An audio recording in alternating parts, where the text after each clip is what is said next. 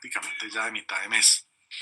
Un gran saludo a Frank, a Juan Quintero, a Sonia Martínez, a Neila del Carmen Pedrosa, a Alberto Quintana, a nuestro gran amigo el señor Abdelrahman Shaher, a Edison, a Marcela Rojas, a Nina Barbosa, a Marta Cadena Acosta, a nuestra amiga Gilma de los Ríos. Para mí, como siempre, es un placer estar compartiendo con ustedes este espacio.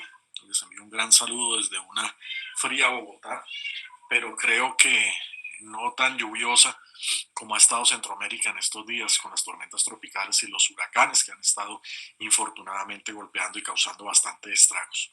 Un gran abrazo para todos ustedes, con los mejores deseos para que sus familias se encuentren bastante bien en todos los países y en todas las ciudades donde ustedes están. Para mí, como siempre, también es un gran orgullo, y más ahora en noviembre, donde tenemos tantas fechas en el calendario palestino. Hoy no puedo pasar por alto la mención. Hoy es el aniversario de la muerte de nuestro gran líder Yasser Arafat. Eh, nos da un legado y un vacío fundamental, y esperamos que en algún momento la ocupación termine como un gran homenaje a todos los palestinos que han muerto y han sufrido en estos años de ocupación, y como un gran homenaje a ese sueño de nuestro líder Yasser Arafat, que murió sin verlo, justamente.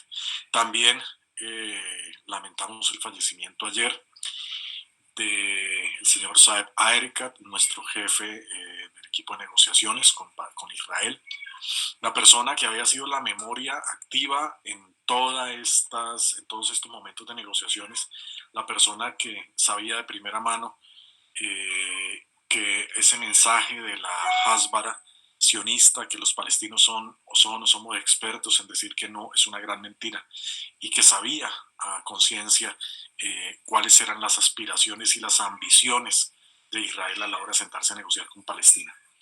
Él también murió por tema de COVID el día de ayer. Nuestra solidaridad también para él y para toda su familia. Hoy, sin embargo, tenemos la segunda parte, y tenemos de nuevo como invitado a nuestro gran amigo y profesor Tarek. En la segunda parte de la charla, a propósito del árabe, del idioma árabe, en tanto su arte, su historia y toda su musicalidad, justamente. A él, muchísimas gracias por acompañarnos. Tarek, buenas tardes. Buenas tardes a todos, muchas gracias por estar aquí con nosotros nuevamente en esta segunda parte del encuentro.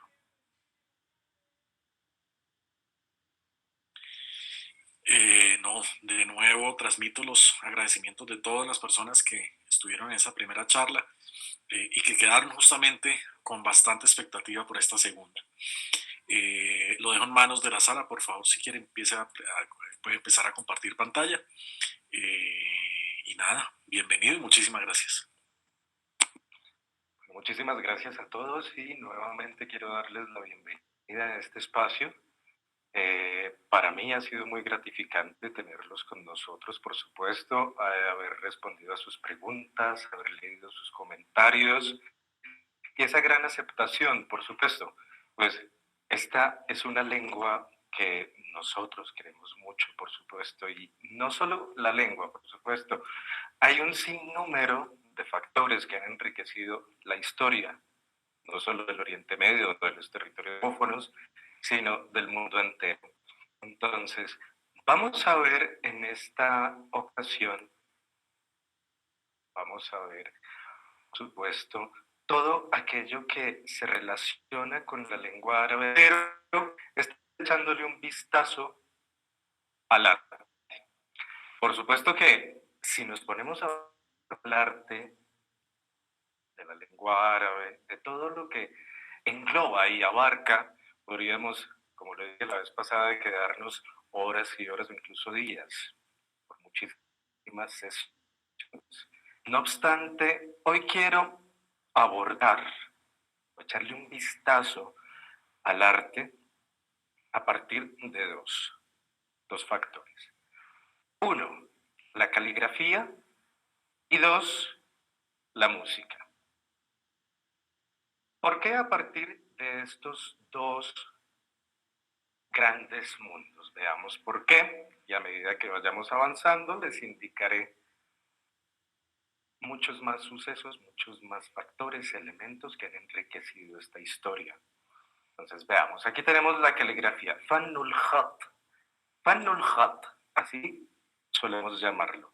¿A qué se refiere esto de Fannul Khat? Fan es arte y Khat es línea. La caligrafía como tal parte de la elaboración de líneas. Entonces, por esa razón también recibe el nombre de Khat, línea. Resulta que esta caligrafía árabe empezó a desarrollarse de una forma mucho más compleja y su expansión empezó a darse alrededor del siglo VII. A pesar de que la lengua árabe no es una lengua que en su origen haya estado completamente relacionada o relacionada en general con alguna fe, algún pensamiento religioso, alguna filosofía o algo por el estilo, sino que era lengua de pueblos que podían tener características diferentes o seguir credos diferentes, la expansión del Islam jugó un papel muy importante en la expansión del árabe. Veamos por qué. Al estar la revelación coránica en lengua árabe, cuando empezó a expandirse el Islam como tal en todo el territorio del Oriente Medio, el norte de África, llegó hasta la península ibérica, el sudeste asiático, la China, etcétera, el subcontinente indio, también la lengua empezó a expandirse. No me refiero con la expansión de la lengua a una expansión o imposición de esta para que se convirtiera en una, entre comillas, lengua vernácula de pueblos que no eran árabes o algo por el estilo. No, la cuestión es que como la revelación coránica estaba en árabe, las oraciones se empezaban a llevar a cabo en árabe. Entonces las personas también empezaban a aprender el árabe, empezaban a usar el árabe como una lengua religiosa y por esta razón tuvo una expansión tan grande. El arte presente en los territorios arabófonos, entonces, resulta que como islámicamente no puede haber representaciones físicas o imágenes de la divinidad, de los profetas, de los ángeles, etcétera, el arte que se desarrolló con la expansión del Islam fue precisamente la escritura. Entonces, ya fueran versos del Corán, dichos proféticos, enseñanzas, etcétera, siempre fue la escritura. Entonces empezaron a idear formas más artísticas de dicha escritura para adornar cuestiones, mezquitas, palacios y demás. Entonces esto lo podemos ver en los territorios arabófonos, aquellos territorios de mayoría musulmana, donde la población es mayoritariamente musulmana, y también en lugares donde se hablan otras lenguas, no necesariamente lenguas semíticas, que lo veíamos la vez pasada, pero que han adoptado el alifato, también conocido en algunos libros como el alfabeto árabe, como el sistema de escritura. Ahora, este desarrollo también llevó a la caligrafía árabe a convertirse en una disciplina de estudio, desarrollándose y estructurando, cual es sumamente interesante. Vamos a seguir viendo por qué. Hacia el siglo VII, las letras del árabe, como ustedes pueden ver aquí, por ejemplo, en el título de Fanul Hab, hay unos punticos sobre tres de esas letras. Resulta que eso anteriormente no existía. Entonces representaba, por decirlo así, un reto para la persona que iba a querer identificar de una manera idónea cuál letra era cuál, porque podía confundirse. Entonces era necesario tener un conocimiento profundo del vocabulario y de la lengua como tal para poderlo leer correctamente. Entonces, esa estructuración incluyó agregar los puntos diacríticos y demás símbolos que caracterizan a la lengua árabe y que permiten, por supuesto, una mejor lectura. Y bueno, ya si lo hablamos desde la parte estética, pues le da un toque bastante especial. Entonces les comento. Entre este mundo de la caligrafía marcó un precedente en el desarrollo del arte de la caligrafía. Y este se desarrolló precisamente en la ciudad de Kufa, mira, el nombre de caligrafía. ¿Sí? Podemos decir que este tipo de caligrafía fue como el padre o la madre de muchas otras, porque de ahí se desprenden otros grupos de caligrafía. Entonces veamos, echemos un vistazo a lo que es la técnica y cómo empezó a estudiarse, a elaborarse, a estructurarse y demás. Resulta que la caligrafía fue, por decirlo así, complementada con el legado de Abu Ali Muhammad ibn Muqla. Este artista y calígrafo desarrolló las primeras reglas de proporción y tamaño. Entonces ya no solo era cuestión de escribir, sino que también encontramos allí que hay todo un repertorio de reglas, de parámetros, de consejos que nos dicen de qué manera escribir las letras, qué proporción darles de acuerdo con el estilo que estamos viendo. Entonces, para aquellas personas entre ustedes que han participado del curso de árabe o de cualquier otro curso de árabe, resulta que el alifato o alfabeto árabe está compuesto de 28 letras, pero como es una escritura ligada, esta escritura indica que las letras van a cambiar de forma de acuerdo con su posición en la palabra o el texto como tal. Entonces, al ser una escritura ligada, si la letra está iniciando la palabra, tendrá una forma que se llama inicial. Si está entre dos, forma media. Si está al final de la palabra, será la forma final. Y si está aislada, pues la forma aislada. Entonces, empieza a estructurarse y a indicarse todas las reglas de proporción y tamaño para estas letras. Entonces, la inicial deberá tener una proporción así, ya sea aquellas cuyos trazos suben o bajan también tendrán una proporción de tal o de tal manera, el ángulo y demás. El punto de partida para los trazos y aquellas proporciones de las cuales les estoy comentando es el punto. ¿Sí? Entonces, lo que les comentaba sobre Fanul Khat, porque se llama Khat, línea, la caligrafía.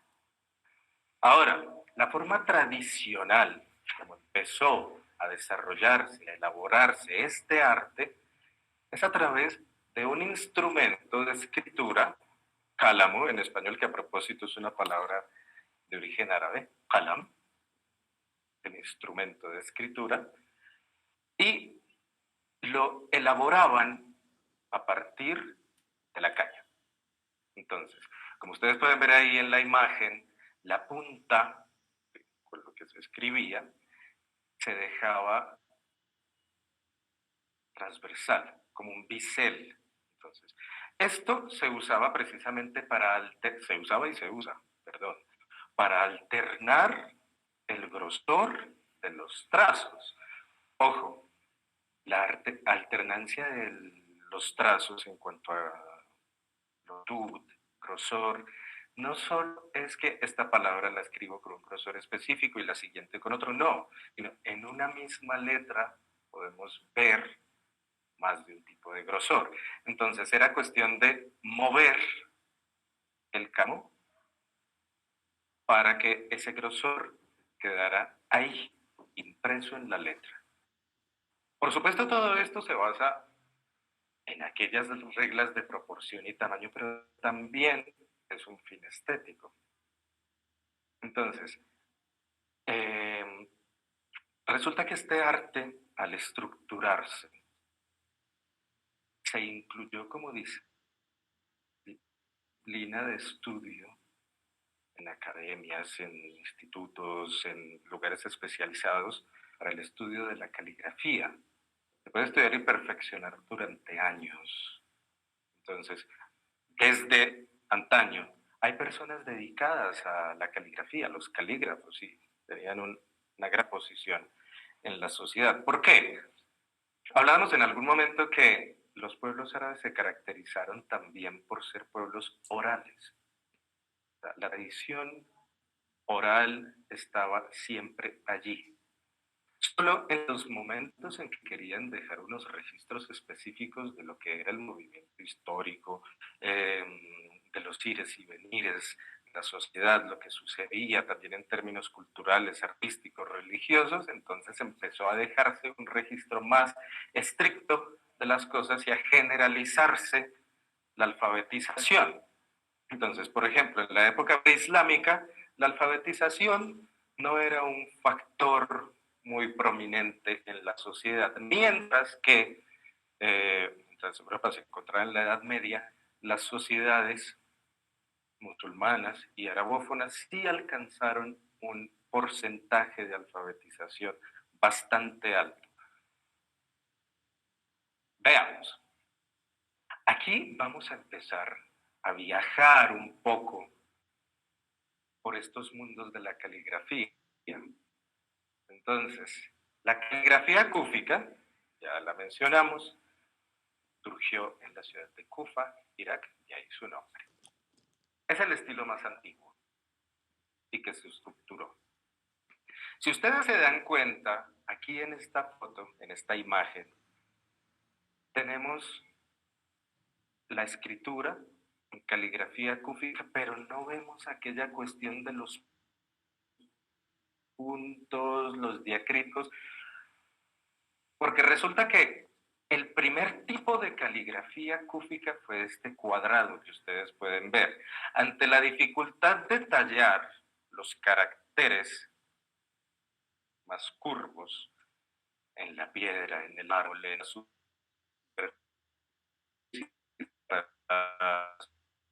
palacios,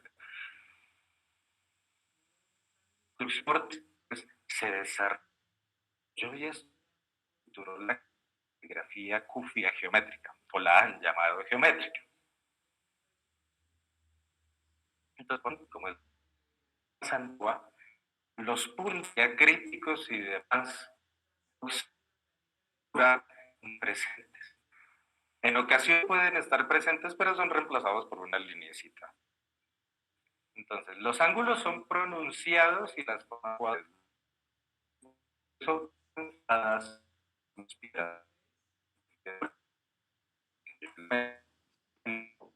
ya algo geométrico, algo muy curvilíneo. El punto de partida para estilos del Magreb, el norte de África, lo que ya llamamos Marruecos, Occitania, Argelia, y se distinguen estilos como el geométrico y las diferentes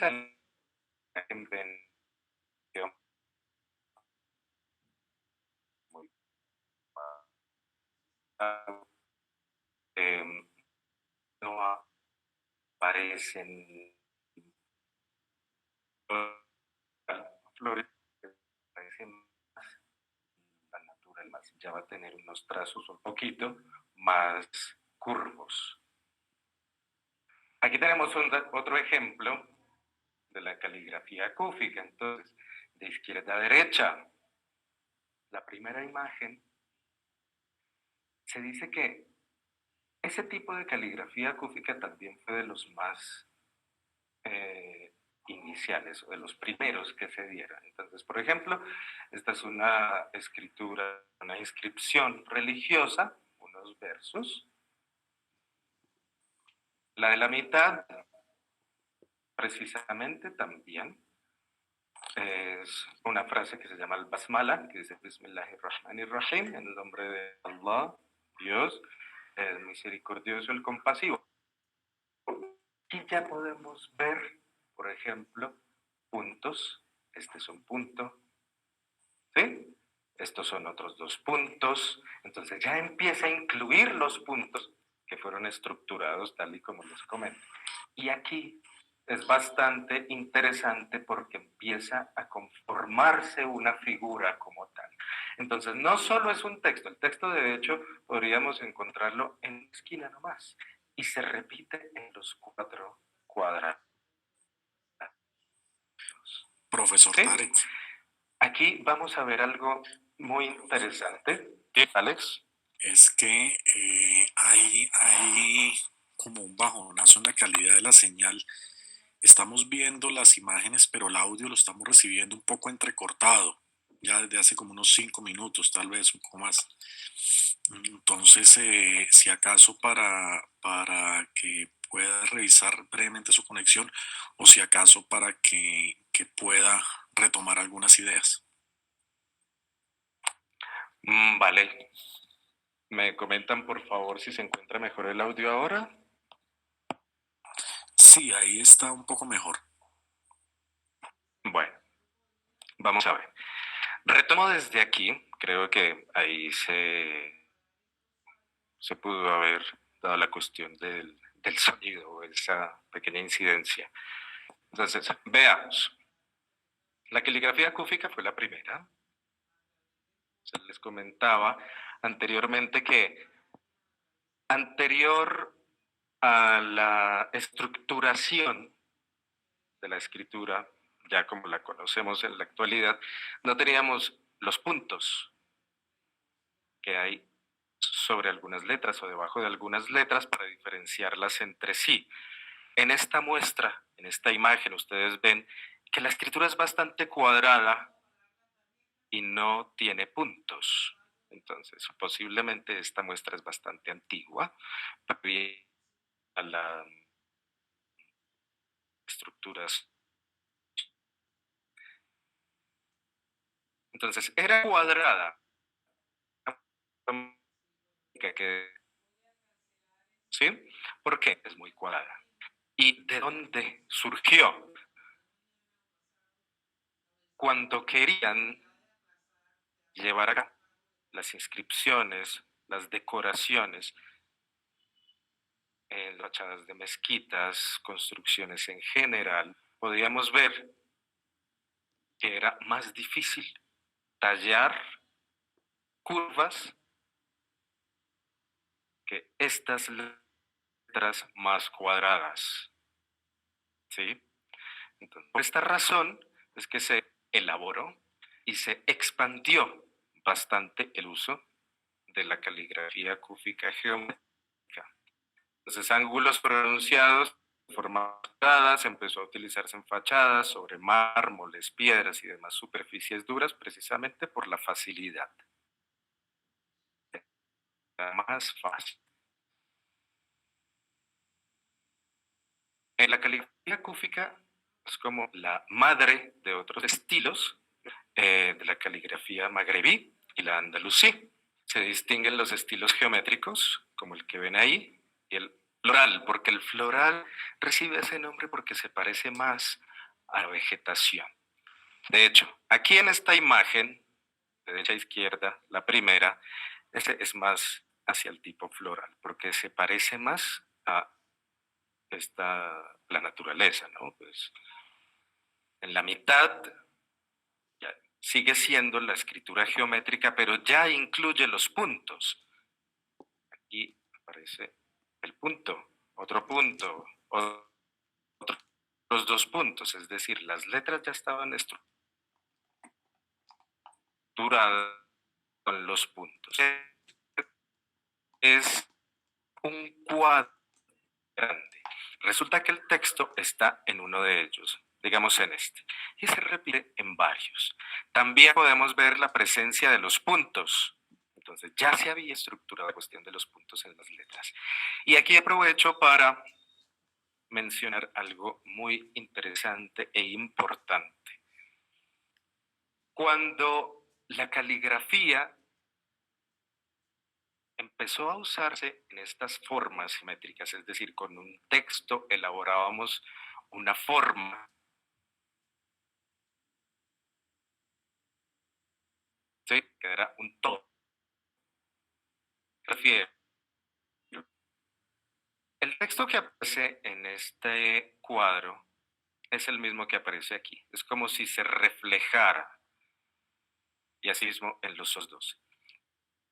¿Cuál fue la intención o la idea para esto? Precisamente el ser humano.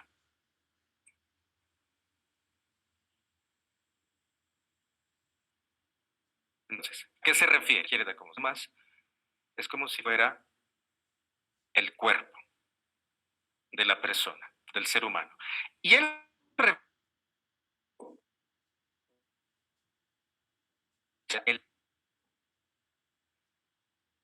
esta idea se desarrolló, diciendo que la escritura,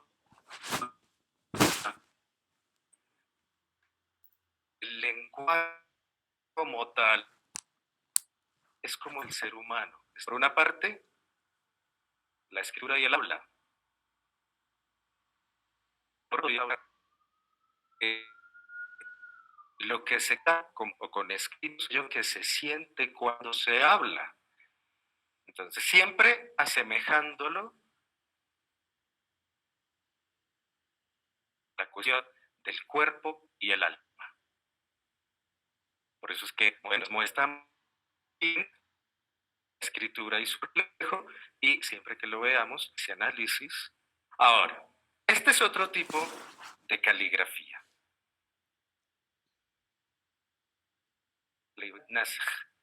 Resulta que la caligrafía Nasj es la básica y en la actualidad, por ejemplo, es la más extendida, por decirlo así.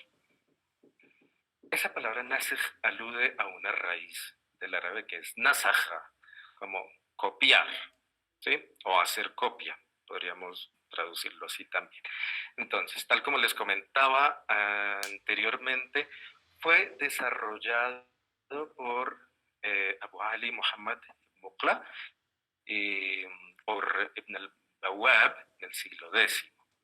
No obstante, pues en la época del Estado otomano, este tipo de caligrafía también tuvo ciertas transformaciones, hicieron algunos cambios, pero su esencia se conservó. Resulta que este tipo de caligrafía permite una escritura más rápida y asimismo la lectura, por supuesto, porque si hacemos la comparación con, por ejemplo, la tercera imagen, la del cuadro, pueden imaginar que es un poco más difícil leerlo, ¿no? Por supuesto, y escribirlo, porque una persona que quiera escribir eso, pues tiene que dedicar bastante tiempo y tener conocimiento de aquellos parámetros de la caligrafía. Mientras que la caligrafía Nasr permitió, por decirlo así, extender su uso de una forma muy artística, porque como se pueden dar cuenta, los trazos verticales suelen ir hacia el lado izquierdo con cierta inclinación y los trazos horizontales también están compuestos de ciertas líneas, o sea, alargamos los trazos para darle también una apariencia, una estética especial. El uso de los críticos y demás símbolos para la lectura del árabe está ahí presente. No obstante, se puede escribir, por supuesto, sin ellos. Pero ya empezó también, aparte de la estética, la elaboración del texto con los diacríticos, pero puestos de una forma más artística en términos de qué, en que alargamos los trazos, los inclinamos un poco más, incluso en los diacríticos.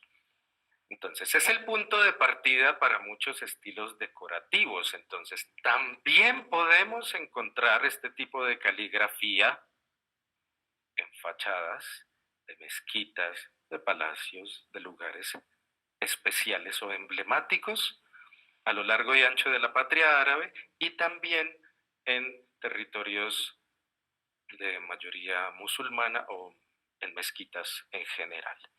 Entonces se estableció como el estilo más usado para la imprenta, precisamente, como es una caligrafía muy clara, Entonces, el momento en que llegó la imprenta y todo esto se estableció por su claridad y su facilidad, tanto para escribirlo como para leerlo.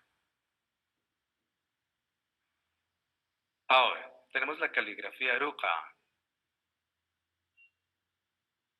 Si ustedes analizan la imagen, se dan cuenta de que es mucho más como, o sea, los trazos son diferentes, está un poco más inclinada y precisamente se desarrolló de esta manera. Hubo unos cambios en los trazos, 2 puntos fueron reemplazados por una lineecita, tal como lo ven aquí, 3 puntos fueron reemplazados como por este trazo similar a un triángulo, ¿sí? Entonces, ¿para qué? Precisamente para permitir rapidez y practicidad en la escritura. Entonces, roca es como si dijéramos un trozo, ¿sí? De esa palabra. Entonces se refería que, por ejemplo, en un pequeño trozo de papel pudiéramos escribir muchas cosas. Entonces, por eso dice aquí, es un estilo simplificado para que una gran cantidad de texto quepa en unas pocas líneas. Simplifica considerablemente los puntos, líneas y demás símbolos. Su uso está muy extendido en la escritura manuscrita. Como se puede escribir mucho más rápido con la caligrafía Aruja, entonces un gran número de personas en la patria árabe utiliza esta caligrafía, bueno, no solo en la patria árabe, claro está, o sea, personas arabófonas como tal, utiliza este tipo de caligrafía para una mayor practicidad y velocidad en la toma de notas, en la escritura en general. Entonces vamos a ver algo también interesante. La inclinación permite una interacción más diversa con el renglón. Entonces, puedo inclinar el texto, por ejemplo, al empezar a escribir una palabra, digamos aquí, puedo inclinarlo para que quepa más. Entonces, la siguiente palabra no necesariamente tendrá un espacio sobre el renglón mismo, sino que lo tendrá en el espacio como tal. Todo esto permitió, claro, que se desarrollara esta forma de escribir rápidamente y para la toma de notas. Ahora, llegamos a una que personalmente es una de mis favoritas, me parece preciosísima, que es la caligrafía Diwan. ¿Y? Resulta que esta caligrafía fue usada como una caligrafía administrativa, digámoslo así, durante el Estado otomano. Entonces, fue adoptada y la tomaron como algo oficial y formal. Se desarrolló y expandió mientras Suleiman el estaba en el poder. Entonces, claro, se expandió por todo lo que era el Estado otomano y se hizo muy famosa.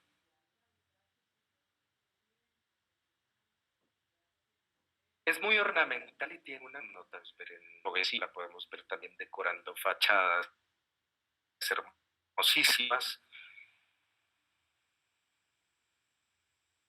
del texto.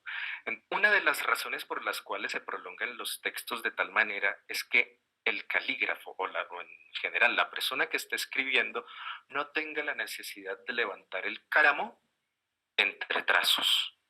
Entonces, por esa razón, también algunas letras cuyas formas, aquellas que les comentaba, la inicial, la media, la final, la aislada, pueden tener ciertos cambios precisamente para que no haya necesidad de levantar el cálamo mientras se está escribiendo. Ahora, los espacios suelen rellenarse con diacríticos u otro tipo de símbolos propios de la ornamentación.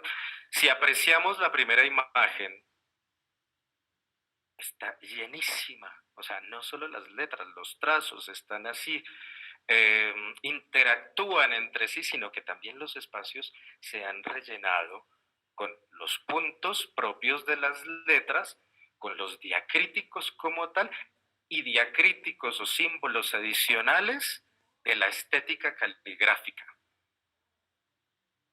La segunda imagen la vemos como ya puesta en el renglón. Entonces, ver cómo está ese tipo de caligrafía en un renglón. También los trazos los alargamos o los subimos, los bajamos para crear un efecto mucho más estético.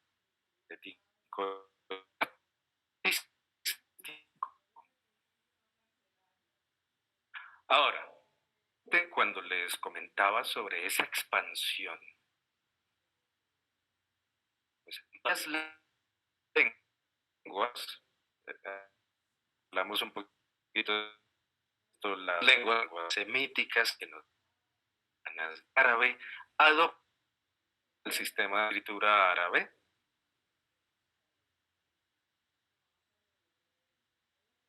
a pesar de otro tipo de fonética, otro tipo de estructura y de... Entonces, Profesor entre ellas encontramos... Entonces, ¿y Alex? qué pena con usted que de nuevo bajó un poquito la calidad de ¿Volvió a haber audio algún en el problema? los últimos 30 segundos, un minuto.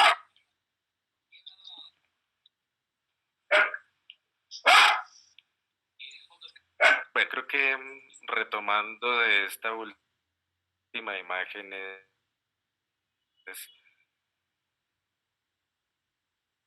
suficiente, más o menos tomando el tiempo, ¿no? En consideración el tiempo. En esta segunda, con el renglón, con las líneas, entonces podemos ver que está un poco más horizontal, basándose en el renglón, pero sigue interactuando con trazo, la modificación de algunas letras en cuanto a las formas inicial, media, final, aislada, para que permita que la persona que está escribiendo no tenga la necesidad de levantar el cálamo para cada trazo, ¿sí? O si lo tiene que llegar a hacer, que no vaya a suceder muy a menudo. Entonces, claro, durante todos los años que duró el Estado otomano, este tipo de caligrafía se generalizó y se utilizó, como les decía, para la administración, pero también quedó registrada en fachadas de una forma muy emblemática y hermosa en las mezquitas. Bueno, y demás edificaciones que, por ejemplo, edificios o construcciones oficiales del Estado otomano, ¿no?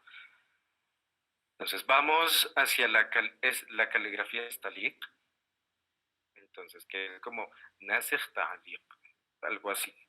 El origen como tal de ese nombre dicen que se basa en la caligrafía Nasir, que ya la habíamos visto, pero como si fuera colgante. Entonces, ¿cómo es eso de colgante? Pues si vemos la imagen que está ahí, pueden darse cuenta de la inclinación de los trazos y asimismo varios de ellos se prolongan. Sí, es con un fin artístico, por supuesto, pero también para permitir una mayor velocidad. Entonces, varias lenguas, que no son lenguas semíticas, que no son familiares del árabe, adoptaron el sistema de escritura árabe, o sea, las letras del árabe, el alifato, y entre ellas está el persa. También tuvieron un desarrollo bastante interesante de la caligrafía y de la escritura. Entonces, entre estos estilos persas, el nastalid, encontramos que eran propios de Persia y de las zonas circundantes. Entonces ahí podemos hablar también de lo que hoy en día llamamos Pakistán, ¿sí? Afganistán, que tienen diferentes lenguas, por ejemplo, Pakistán el urdu, Afganistán el pastún, pero suelen usar este tipo de caligrafía. Entonces, como les decía, una variación de la caligrafía nasikh.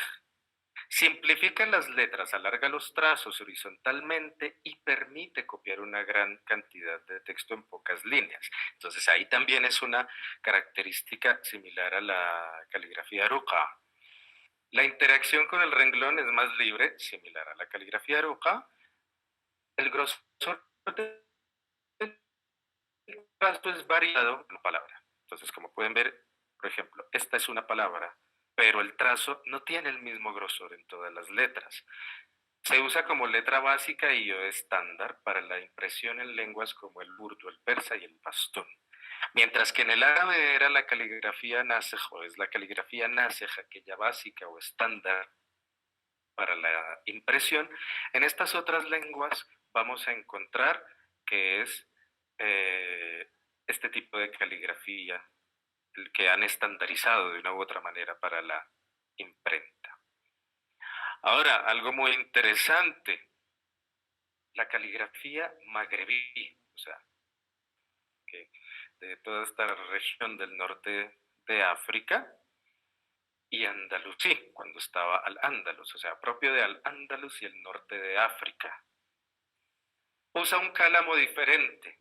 Entonces, ¿por qué era diferente el cálamo? ¿O por qué es diferente el cálamo que se utiliza en este tipo de caligrafía? El cálamo que utilizamos para los demás estilos, les comentaba que tiene una punta como biselada, mientras que el cálamo que vamos a utilizar para este tipo de caligrafía va a ser uno que termina en punta. Entonces, eso se nota en los trazos, como ustedes pueden ver. El grosor de los trazos no varía tanto como en las otras caligrafías. Entonces, ahí podemos ver una gran diferencia. Ahora, la proporción no está regulada de una manera estricta como en los otros tipos de caligrafía. Entonces, ¿qué pasa cuando no está regulada esa proporción o el tamaño de las letras, la separación, los trazos como tal? Hay mayor libertad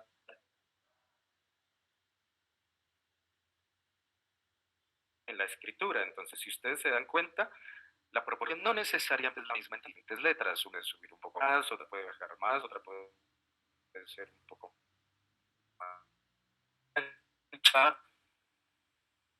Es una característica especial de estos tipos de caligrafía. Variaciones caligráficas en aquellas regiones.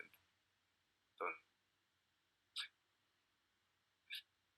en el norte de la caligrafía sea uno solo, sino que puede variar de una región a otra. Y fue como una madre, ¿sí? Había madre que de paso, otras.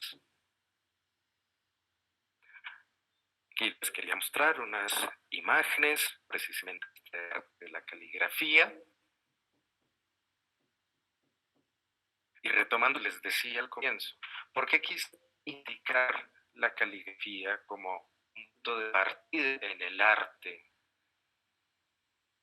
Porque a partir del desarrollo, de la diversificación de la caligrafía, de las formas de escritura, de esa estética, se dio paso a un sinnúmero de aportes diversos, tanto en los países árabes como en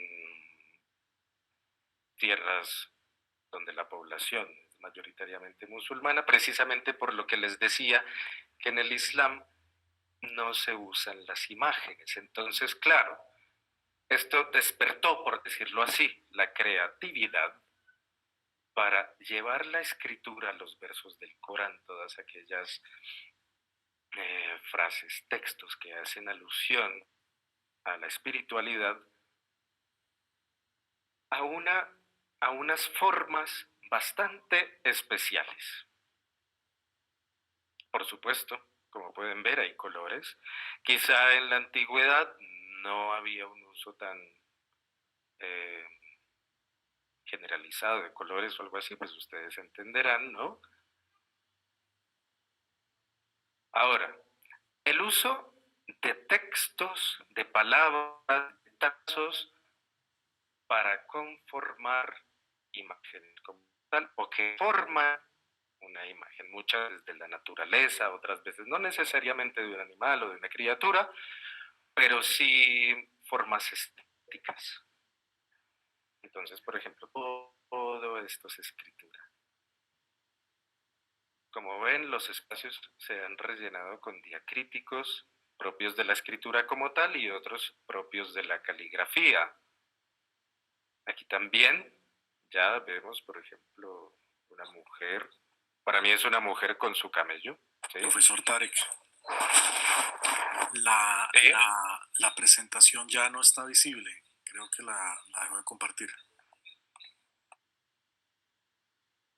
Que tuve que hacer alguna incidencia porque pues no he movido nada ahí, pero vamos a ver exactamente qué sucedió.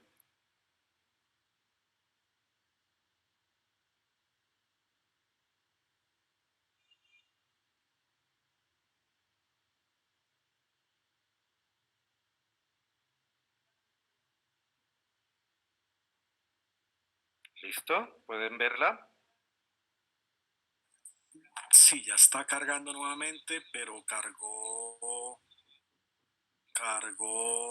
creo que no compartiendo pantalla, pero ahí se ve. Por favor, me avisan si ya la ven. Ya aquí yo la puse en pantalla completa Sí, también. ya está en pantalla completa. Magnífico. Bueno, entonces como les estaba comentando, el uso de la escritura se llevó también para poder componer imágenes como tal. ¿Sí? Aquí podemos verlo. El suelo es texto, el camello es texto, la mujer es texto. Que me parece una imagen bastante simpática y me gusta mucho también. Una mujer en su bicicleta.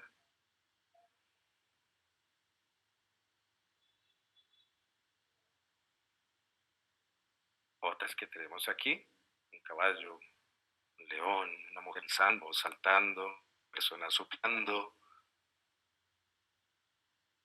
Entonces es bastante interesante ver cómo los trazos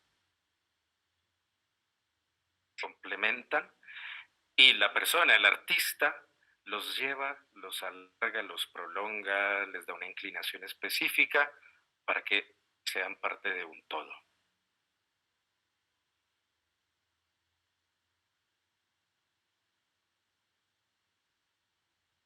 Aquí, pues, hecha,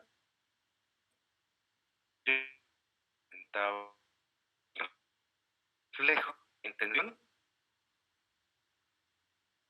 hago énfasis. Bueno, es una de las interpretaciones, por supuesto. Es que es el ser humano y su reflejo, el reflejo del alma, o aquello físico y metafísico. Bueno, creo que ahí podemos pasar y echar un vistazo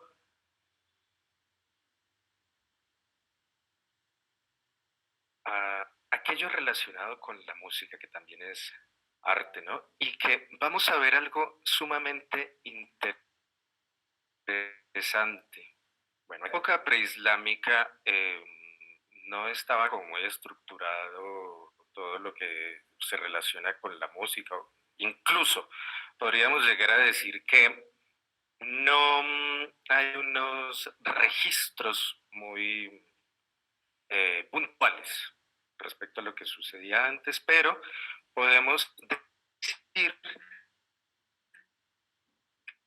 que hay una gran diversidad de tipos, religiosa, tibetana, clásica, popular,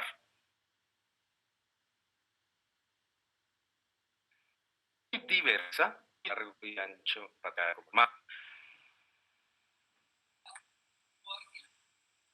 Eso es muy interesante. Profesor Tarek, Como, qué pena que el audio ¿sí? de nuevo nos está molestando desde hace como 30 segundos, un minuto.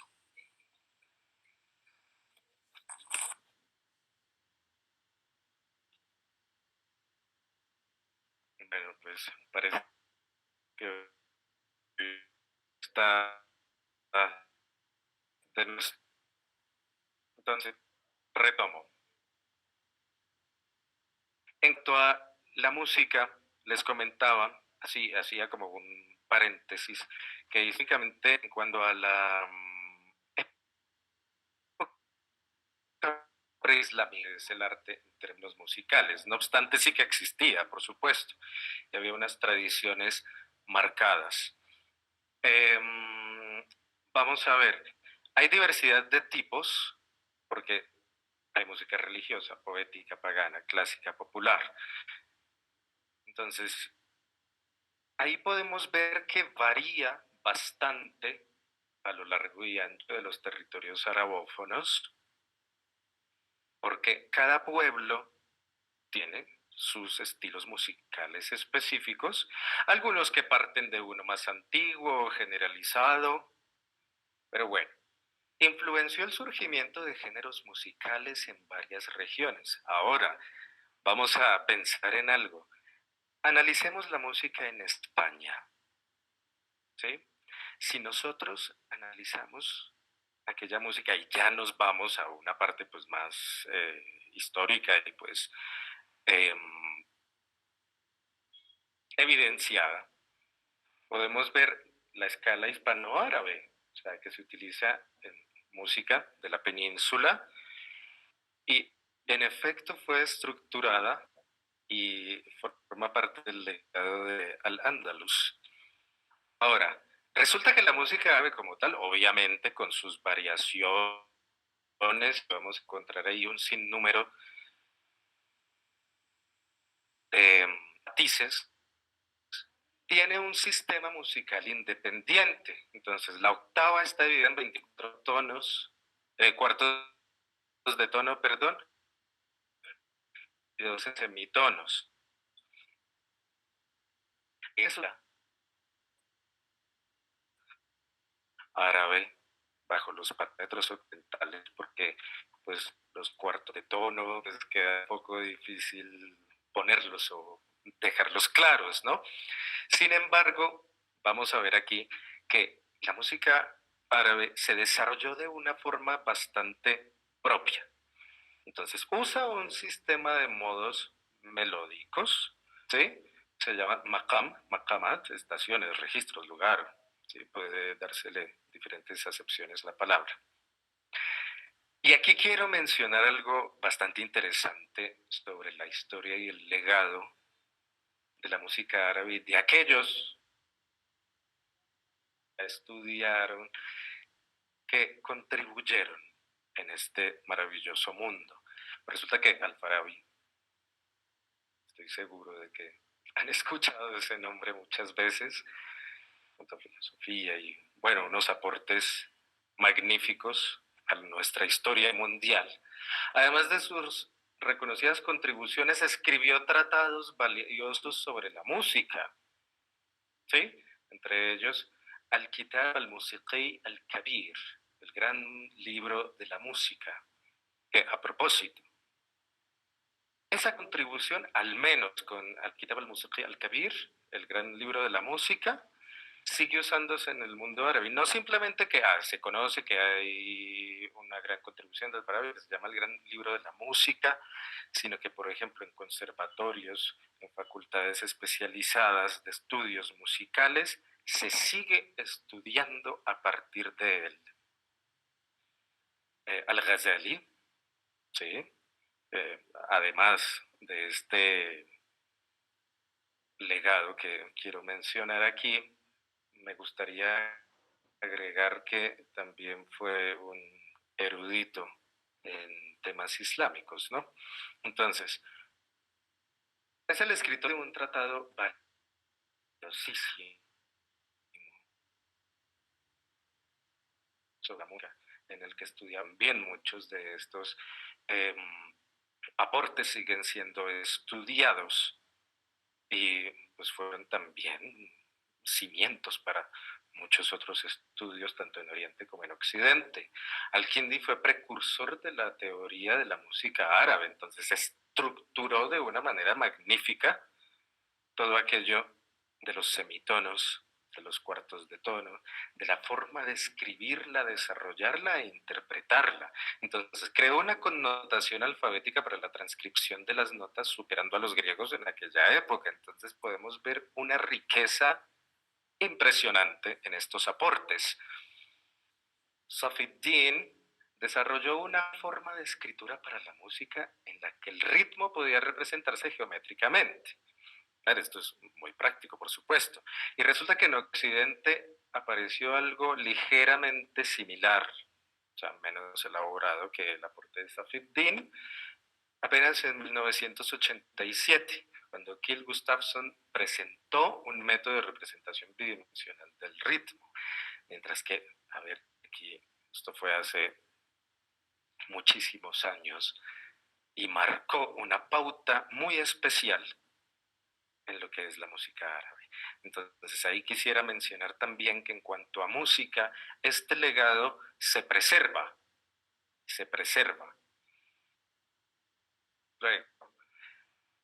En la época del Emirato de Al-Ándalus, este se estableció, ¿sí?, en el primer lugar de fabricación de instrumentos musicales, ¿sí?, durante el siglo XI. Entonces era un punto de partida y un lugar casi que innegociable para trovadores, músicos de la época y de la región. Entonces era un lugar sumamente importante en el desarrollo, el estudio y también adelantos en términos de fabricación de los instrumentos. Quiero aquí hacer mención también a bueno,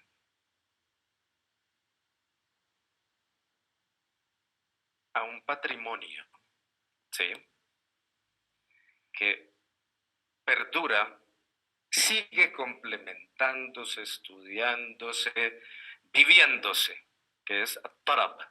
Tarab resulta que es un tipo de música, está muy presente, especialmente en la zona del Levante y norte de África, especialmente Egipto, Libia. Pero, bueno, veamos un poquito sobre tarab. Esa palabra como tal, lo quise poner ahí, no tiene una traducción específica, pero resulta que, por una parte, alude a los efectos emocionales producidos por la música y cuenta con un repertorio melódico y poético muy tradicional. Entonces, su mayor desarrollo se dio en Egipto, sin embargo, Líbano, Siria y Palestina también han sido una cuna y un escenario de suma importancia en el crecimiento del género. ¿A qué me refiero con esto? Resulta que ya en la época preislámica había una costumbre. Esta costumbre consistía en el canto de la poesía. Entonces, lo llevan a cabo mujeres, en su mayoría, pero también hombres. Entonces, era poesía lo que cantaban. Entonces, entre más elaborada estaba la poesía, la reputación de la persona, mutrib o mutriba, la persona que canta tarab, iba creciendo. Asimismo, cuando la persona empezaba a improvisar, ¿sí?, en el canto, en los adornos que hacía a los versos, las repeticiones y demás, la acogida del público era mayor, mayor y mayor. Esto se retomó o fue una de las bases para el tarab, ¿sí?, que incluso hoy conocemos a partir de sus diferentes exponentes. Entonces, este tipo de música, tarab, utiliza las escalas árabes y los maqamat que acabo de mencionar. Entonces, quiero aquí mostrar un poquito, sin profundizar, por supuesto, pero tenemos varios tipos de maqamat. Entonces, entre ellos me gustaría mencionar, ¿sí?, estos que están aquí. Pues las personas familiarizadas con el pentagrama, la lectura musical, pueden llevarse una imagen o una idea un poco más profunda al respecto. Entonces, por ejemplo, ahí encontramos varios como el ayam, ¿sí? La base como tal es un tricordio, empieza en si bemol, el Bayati, Hijaz, Kurt, Nahawand, Nikriz, Rast, Saba, Sika, Huzam. Entonces cada uno de ellos se utilizan y se sigue utilizando en la actualidad de una manera bastante marcada en todo lo que es la música árabe en los diferentes territorios.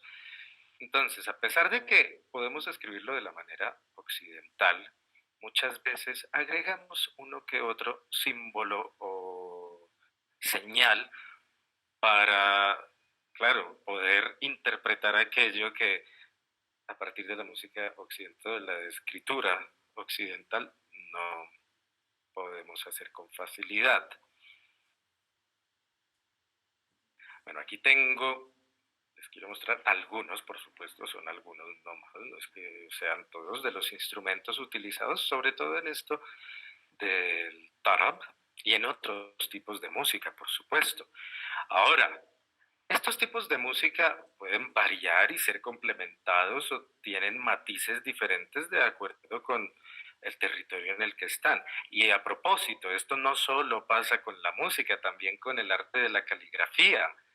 Cada país, cada región ha dado y contribuido a los diferentes estilos caligráficos, a los diferentes movimientos artísticos que han surgido a partir de ahí y también de acuerdo con las tradiciones de cada uno de los lugares. Entonces, se me ocurre que, por ejemplo, en Xinjiang, en la China, que es una comunidad autónoma y cuya población es de mayoría musulmana, hacen un trabajo maravilloso con la caligrafía porque es muy similar a mandarín, pero lo hacen con las letras y los caracteres árabes, plasmando versos del Corán de una forma similar a la tradición china. Ahora, por ejemplo, con la llegada del Islam a Egipto también se desarrolló de esta manera, tomando las tradiciones propias del país. Entonces, por ejemplo, se empezó también a plasmar versos coránicos, enseñanzas y demás en papiros, con las técnicas tradicionales del papiro, ¿sabes? Que es con la caña y tiene un proceso especial, las tintas también se hacen componentes naturales, entonces cada uno de los territorios va innovando y crea, por supuesto, un legado hermosísimo. Veamos aquí un poco de los instrumentos. Entonces tenemos el laúd, ¿sí? El laúd es un instrumento de cuerda. Muchos le dicen que es el rey de los instrumentos en la región porque lo podemos encontrar en la península arábiga, lo podemos encontrar en el Levante, en el norte de África, y siempre, claro, en cada región se da una interpretación especial a sus tipos de música tradicionales y al toque del laúd, por supuesto. Y claro, tuvo una trascendencia también en otros territorios. Encontramos aquí también la darbuka, percusión. Es muy, muy, muy utilizado este instrumento en la música típica de los países árabes. Incluso a veces en reuniones familiares o simplemente el toque eso como tal, pueden encontrar ustedes personas bailando, danzando solo al ritmo de la darbuka, en instrumentos adicionales, melódicos. La darbuka es muy interesante porque, por ejemplo, marca el entonces, marca una pauta para movimientos y también para el tempo. Aquí tenemos este, se llama el canún. Este, pues, es de origen egipcio, es antiquísimo, por supuesto, y es de la familia de las cítaras. Entonces, tiene una forma especial de interpretarse. El instrumento se pone de manera horizontal sobre una mesa, o algunos ya vienen con sus propias patas o con unos soportes especiales. Se interpreta a partir de unos como por decirlo así, de unos instrumentos puntiagudos que se usan en los dedos. Son 26 cuerdas, pero se puede tocar un sinnúmero de notas porque cada una de las cuerdas, con estas clavijas que están que pueden ver en la parte superior, las cuerdas se pueden templar más o menos para poder generar más notas. Entonces uno similar a él. En orquestas, por ejemplo, también occidentales, han empezado a incursionar también en la interpretación del canon. A veces hasta cuando han querido hacer unas interpretaciones especiales, hasta reemplazan un piano por un canon y es bastante interesante el resultado. Entonces tenemos DAF, que es como una pandereta, ¿sí? Aquí tenemos como esta que se parece como a un oboe o a un clarinete, entonces se llama zurna. No solo es popular este instrumento de viento en la música árabe, sino en la música de otras regiones, por ejemplo, en Turquía, en Afganistán, Irán, sí, también podemos encontrarlo bastante. Sagat, estas pequeñitas, también como unos címbalos, creo que se les llama. Estos también son de ritmo, entonces es un sonido complementario que se le da a la música. Es uno de los instrumentos más utilizados y más famosos en la música árabe actualmente y podemos verlo también muy presente en varios tipos de música en los territorios árabes y de hecho hay un legado muy similar en España con lo de las castañuelas, ¿no? Bueno, luego también podemos encontrar este tar, que es un pandero grande, pero entonces marca el ritmo. Entonces, el toque de tar suele hacerse más como para marcar el ritmo en cada compás que para un ritmo de baile o algo por el estilo.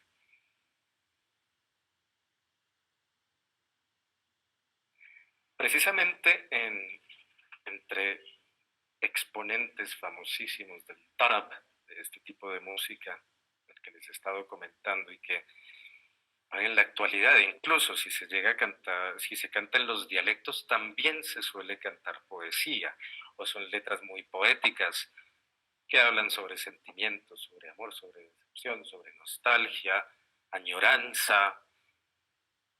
Una de ellas es Kulthum, el astro de Oriente, como era conocido. Se dice que ha sido una de las cantantes árabes más famosas de todos los tiempos y algunos aseguran que es la más famosa. Entonces, ella precisamente retoma, por decirlo así, ese tipo de arte que en la época preislámica ya se consideraba como algo tradicional. Entonces, era el canto de la poesía. Hay algo muy interesante que este tipo de obras, canciones, a ver, hay unas bastante largas, pueden durar hasta una hora. La cuestión es que son similares a la música occidental, ¿sí? La que se dio, por ejemplo, en Europa en cuanto a los movimientos. Entonces, hay varias partes en una misma canción, pueden ser varias partes de un poema, pero siempre van a estar unidas por un estribillo, ¿sí? Entonces el estribillo va como a marcar de una u otra manera la transición entre una parte y otra.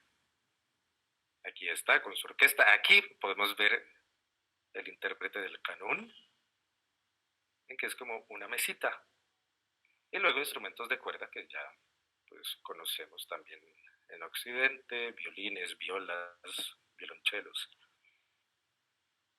Ahora, algo muy interesante también en este tipo de música es precisamente que se sigue adornando. Entonces, el artista o la artista adornan lo que sea que están cantando, interpretando, y también la parte que es bastante adulada y le va a dar al artista una posición bastante importante en la sociedad o entre su público, es cuando, por ejemplo, está improvisando. Entonces improvisa a partir de la canción que está interpretando y empieza a interpretar notas que posiblemente no son propias u originales de la canción, no están en las partituras o lo que sea, incluso versos que puede que no sean propios de lo que está de la poesía o de la canción, pero es como una muestra de las capacidades de la persona haciendo eh, un adorno especial a la obra. Esta es Fairuz, la cantante libanesa, famosísima porque ella también incursionó, además del tarab y otro tipo de música, incursionó en un género bastante interesante que fue, como por decirlo así, un poco de mezcla de jazz, de blues en árabe con instrumentos árabes. Sigue viva afortunadamente y sigue siendo o contribuyendo al legado artístico del padre árabe en general. Abdul Halim Hafez, otro muy famoso de los exponentes. Era bastante interesante porque él dirigía la orquesta mientras estaba cantando. Entonces estaba todo el tiempo ahí haciéndolo. Dirigía la orquesta y iba cantando. Luego quería, por ejemplo, empezar a improvisar, entonces daba la señal a la orquesta, les indicaba así rápidamente que los acordes o lo que fuera que tenían que seguir tocando mientras él iba a improvisar, tendría que ser en mi menor, en do mayor, en lo que sea.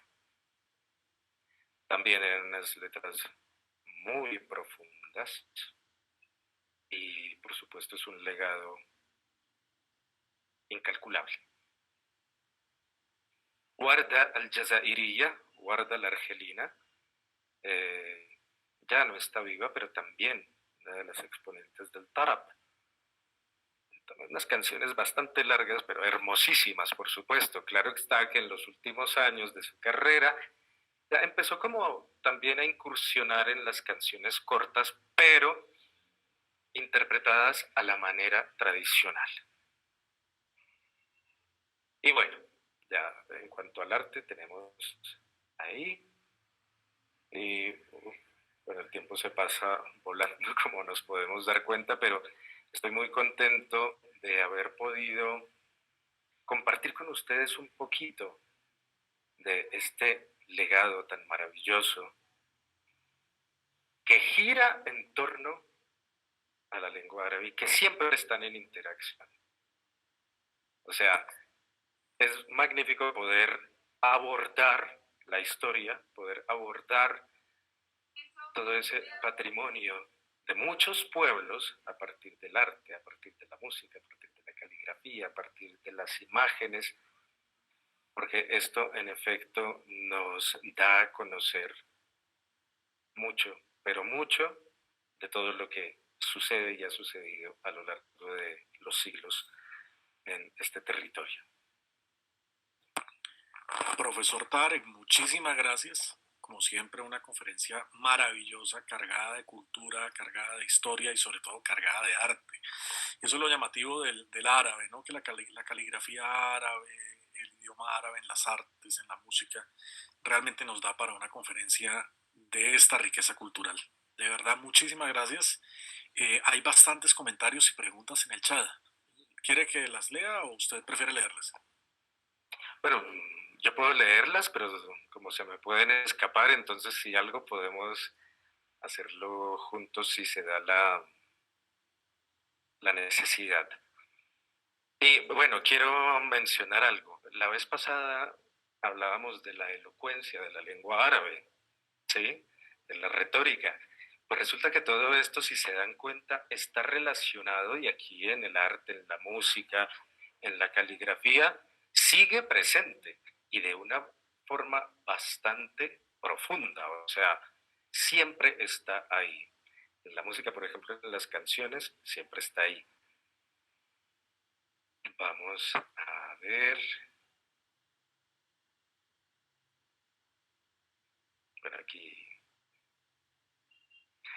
Que si la caligrafía ruca es una especie de taquigrafía. No, no es como una taquigrafía, es simplemente que los trazos de las letras en la caligrafía ruca van a ser más versátiles, por decirlo así. Entonces, ¿son versátiles en qué sentido? En que los puedo inclinar un poco más, o aquellos que son, por ejemplo, con 3 puntitas, los puedo dejar con una línea. Sí, es solo como para dar velocidad o simplificar. Entonces, la caligrafía Aroca, vamos a encontrar en ella que las letras van a tener unos cambios respecto a los otros estilos caligráficos, pero siguen siendo las mismas letras del alifato y, por supuesto, están compartiendo la base o la esencia de estas.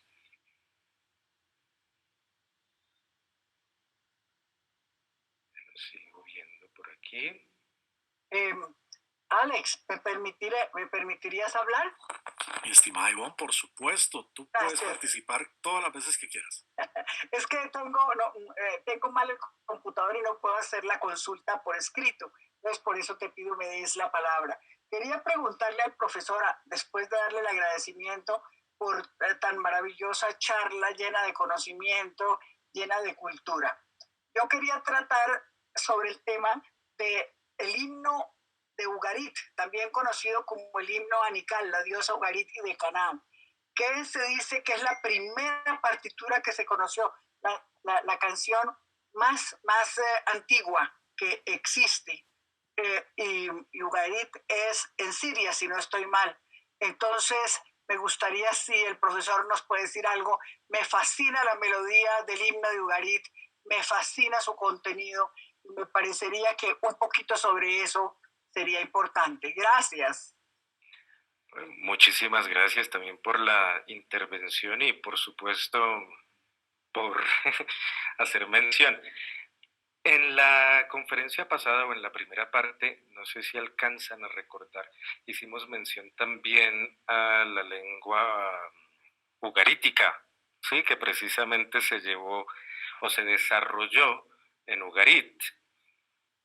Entonces, ya en cuanto a la partitura, es importante que hagamos una mención. No tenemos el mismo tipo de partitura o muchas de las características que podemos ver en las partituras occidentales, por ejemplo, las que se usan en los cambios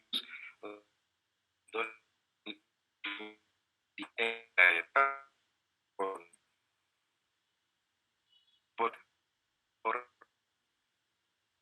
música.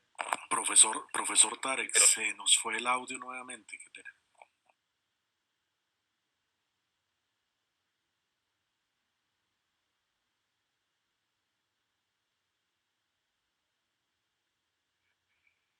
Bueno, creo que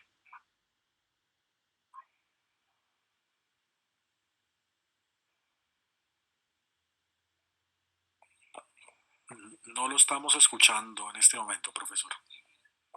ahora sí me están escuchando. Sí, pero un poco entrecortado. Y no sé exactamente hoy no, no solamente la conexión.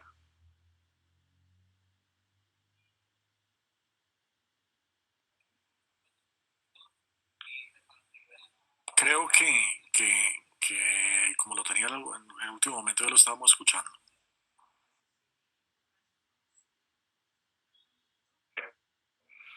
Entonces, resulta que es partitura, ¿sí? Tablillas. sí, llamémoslo así como unas tablillas.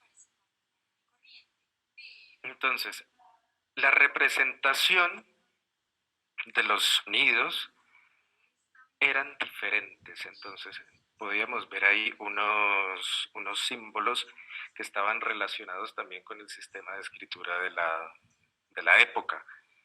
Sin embargo, estaban interactuando entre sí de tal manera que permitían la lectura en términos musicales.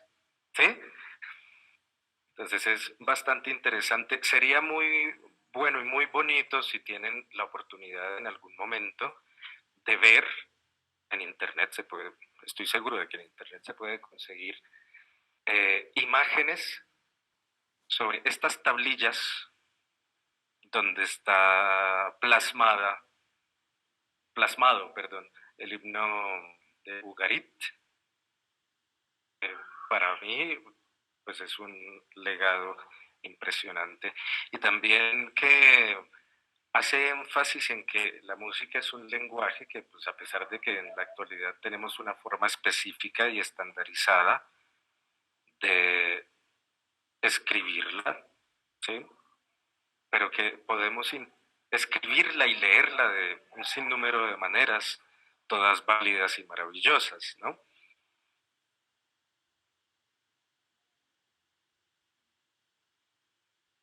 Estoy viendo aquí también los comentarios. Muchas gracias. Con mucho gusto y bueno, espero que también en algún momento, ¿por qué no?, pueda haber una oportunidad de tener un espacio un poco más extenso para que podamos disfrutar mucho más, ¿no?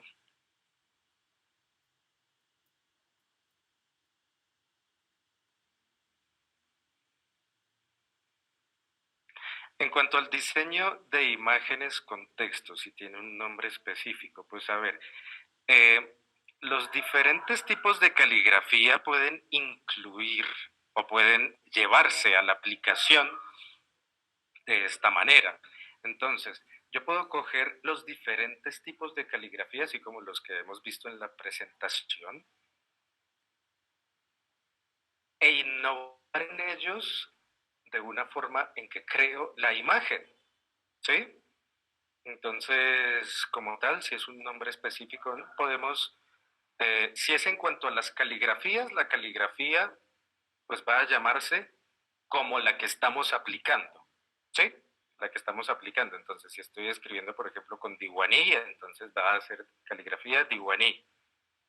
Entonces, podría ser como figura, figura como tal. No necesariamente tiene que ser un tipo específico de caligrafía, porque es la aplicación de cualquiera de ellas, pero ya llevándola a una forma artística.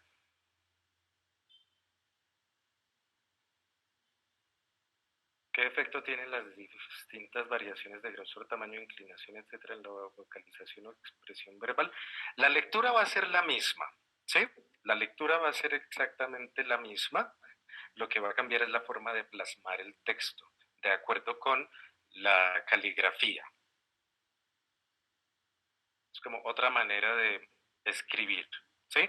Pero ya la parte del habla, por decirlo así, o de la lectura, va a ser la misma.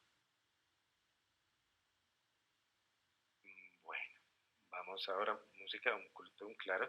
La lengua árabe es un concierto, una obra literaria, una danza clásica, una obra maestra, un referente para la humanidad. Es muy cierto, mi querida Sonia Martínez. Así es, sí. Pues, vieja discípula tuya y muy agradecida. Claro que sí. Yo también los recuerdo y a nuestro grupo, entonces los recuerdo con mucho cariño a todos ustedes. Muchas gracias por ese aporte tan bonito, es cierto.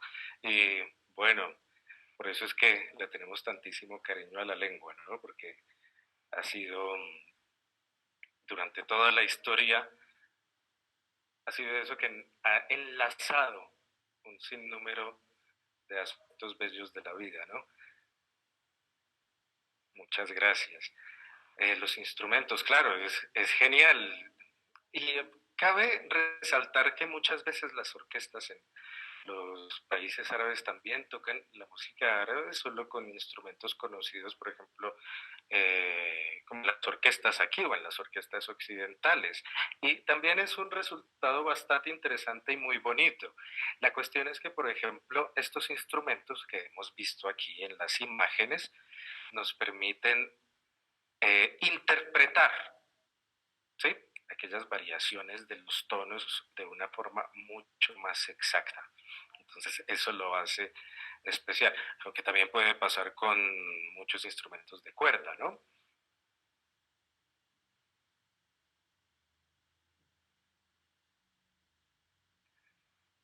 Los instrumentos de la región pueden ser muy similares, o sea, hay unos que pueden ser similares, pero por ejemplo, quiero decir algo.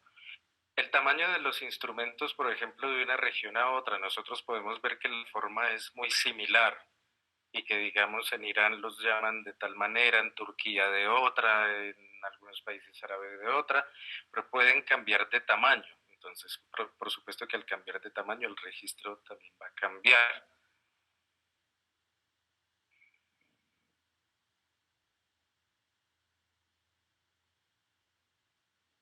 El astro de Oriente, o sea, así se le conocía a Kulthum. Kulthum, así se le conocía siempre, e incluso ahora, pues 50 años después de su muerte, cuando hacen mención a ella, por ejemplo, en la prensa, en las revistas, en un programa de televisión, muchas veces antes de decir su nombre, Kulthum, que pues era un nombre artístico, ya originalmente, si no me equivoco, se llamaba Fátima, siempre dicen el astro de Oriente, Kulthum, ¿sí? Kaukab al-Sharq, Kulthum. Muchas gracias, Liliana. Una segunda parte súper interesante. Muchas gracias a ustedes por haber compartido. Nina, muchísimas gracias. A María Cristina Garzón, lo de las diapositivas, claro, yo las puedo compartir con ustedes con muchísimo gusto. Voy a dejarles aquí también el correo electrónico para que, si tienen, por supuesto, cualquier consulta, cualquier duda o quieren compartir algún tema o desean que comparta con ustedes las diapositivas con el mayor de los gustos, lo voy a hacer.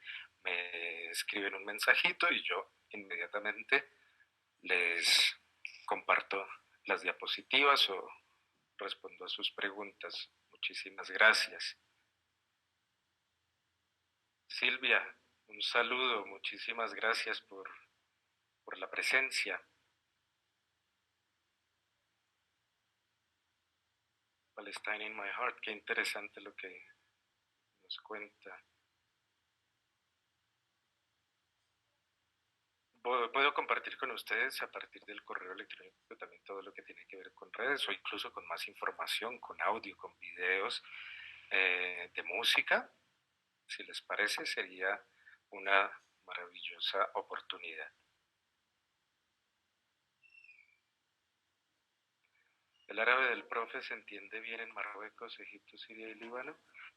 A ver, por una parte, por ejemplo, yo personalmente hablo el árabe estándar, que es aquel que tenemos en las clases, por ejemplo, en las nuestras, ya sea los que hayan estudiado conmigo de manera particular o en los cursos de la embajada.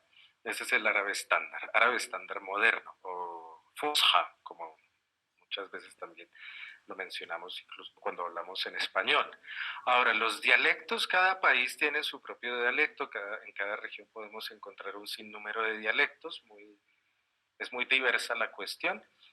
Y, a ver, en cuanto a dialectos, el mío, el que yo hablo, es el egipcio cairota, por decirlo así, ¿sí? Entonces, en el momento en que yo hablo en mi dialecto, personas arabófonas me entienden y yo suelo entenderles sin ningún problema. Ahora, alguna cuestión con los dialectos es que en ocasiones vamos a encontrar que algunos de ellos pueden llegar a ser ininteligibles. Entonces, por ejemplo, algunos dialectos de las zonas del Magreb, de Marruecos o de Argelia, si los comparamos con dialectos de la otra punta de la patria árabe, por ejemplo, con Irak, a veces puede que no se entiendan, ¿sí? Y un dato que yo suelo darles a mis estudiantes, que es bastante interesante, a veces, frente a esta cuestión de los dialectos y a las grandes diferencias que puede haber entre ellos, por ejemplo, en la televisión, suele pasar más que todo con las personas de Marruecos, precisamente, por la pregunta, de Marruecos y Argelia, que a veces cuando salen en una entrevista o, no sé, en algún programa y hablan en sus dialectos, suelen poner debajo subtítulos en la lengua estándar para que todas las personas puedan entender, porque a veces puede llegar a ser difícil entender algunos por vocabulario, por pronunciación, ¿sí? Hay muchos factores. Bueno, y por supuesto, repito, pueden ponerme aquí o pueden escribirme un mensaje, yo les comparto con mucho gusto información adicional, pueden hacerme llegar sus preguntas, sus dudas, o si quieren que les comparta material también de audio, con el mayor de los gustos lo haré. ¿De acuerdo? Quiero agradecerles mucho su presencia en este espacio, espero que haya sido de su agrado. Para mí ha sido un placer estar con ustedes, así sea en la distancia y por supuesto si en algún momento tenemos la oportunidad de coincidir ya cuando toda esta situación mejore, en algún espacio, ya sea de estudio de la lengua árabe o en alguna conferencia, que todos son espacios de amistad y con un gran ambiente. Agradezco a los estudiantes de los cursos que han estado aquí, a los miembros de la comunidad, a todos ustedes quiero enviarles un saludo muy especial. Muchísimas gracias por su presencia y siempre bienvenidos a los cursos y a todos los espacios que tengamos sobre la lengua árabe. Espero que podamos restablecerlos también de manera presencial en un futuro próximo. Shukran jazilan. Muchas gracias. Estimado profesor, muchísimas gracias y confiemos que en efecto podamos retomar esas clases presenciales de árabe en la Embajada de Palestina en Colombia. Que vale la pena decirlo, de las embajadas árabes es la única que tiene este tipo de énfasis cultural y este tipo de cursos. Muchísimas gracias por acompañarnos, al profesor, a ustedes, invitadísimos para el próximo miércoles. Mucha atención, el próximo miércoles la siguiente tertulia, el próximo lunes festivo, y al igual que el primero, los festivos de noviembre, no vamos a tener actividad para que podamos compartir con nuestras familias ese fin de semana festivo. Entonces nos vemos el próximo miércoles con una gran invitada que nos va a acompañar sobre un tema también muy apasionante. Muchísimas gracias, un gran abrazo a todos, éxitos y muy buena resto de semana.